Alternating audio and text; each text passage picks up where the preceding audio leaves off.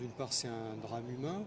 mais c'est aussi un drame pour une rédaction, hein, la rédaction de RFI, qui pour la troisième fois se retrouve endeuillée par l'exécution de journalistes, hein, parce qu'on a déjà eu un journaliste, Jean Hélène, qui a été exécuté aussi en Afrique, et puis par ailleurs la mort d'une journaliste, si je me souviens bien, en Afghanistan. Donc c'est un drame à la fois pour la rédaction, mais c'est aussi, je pense, plus collectivement une forte interrogation sur les capacités que l'on peut avoir de continuer à travailler dans des zones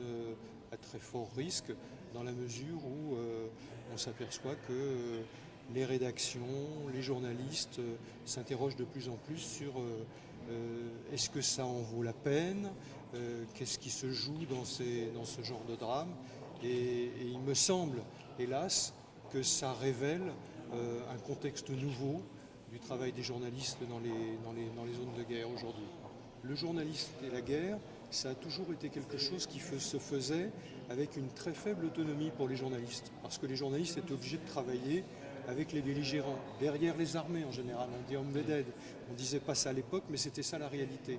En fait, ce qui se passe depuis les années 80-90, c'est qu'avec la multiplication des médias, mais aussi certainement une autre représentation de leur rôle par les journalistes, il y a une revendication à pouvoir, une revendication dans les faits, c'est-à-dire à pouvoir travailler de manière autonome dans les zones de conflit.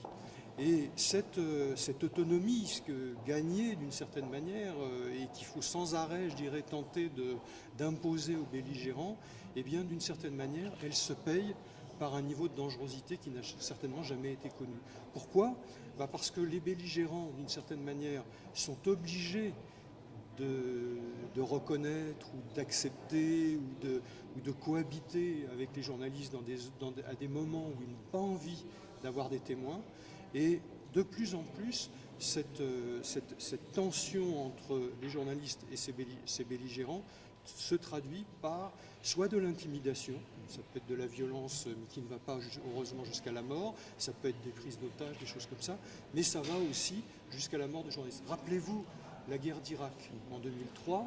on a des journalistes qui n'acceptent pas de travailler sous forme d'embedded, et notamment des journalistes qui traitent la guerre d'Irak de Bagdad, et une armée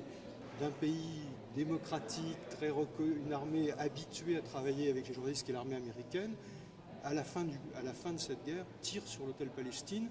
délibérément et tue plusieurs journalistes. Et je pense que c'est, hélas, le symbole d'une nouvelle réalité de la relation entre les journalistes et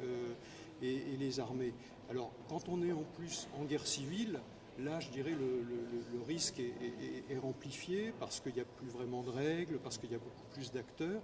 mais l'enjeu est toujours le même. Je pense qu'il est à double détente. C'est quelque part d'intimider les témoins et de faire en sorte, dans un deuxième temps,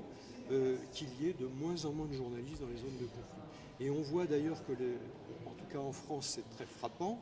de manière maintenant très régulière, les pouvoirs publics français font pression sur les rédactions pour qu'elles n'envoient pas de journalistes dans les zones de risque. Il n'y a pas de possibilité que les médias fassent leur travail, c'est-à-dire un travail de contre-pouvoir, un travail de remise en perspective par rapport au discours officiel, sans être présent sur place. L'une des difficultés à laquelle on assiste en revanche et qui est assez cruelle, c'est que comme les grandes rédactions hésitent de plus en plus à envoyer leurs journalistes, soit parce que ça leur coûte trop cher, soit parce qu'il y a un drame, comme on le voit là à RFI, je dirais un traumatisme collectif à l'intérieur de la rédaction, eh bien la tendance c'est de plus en plus à attendre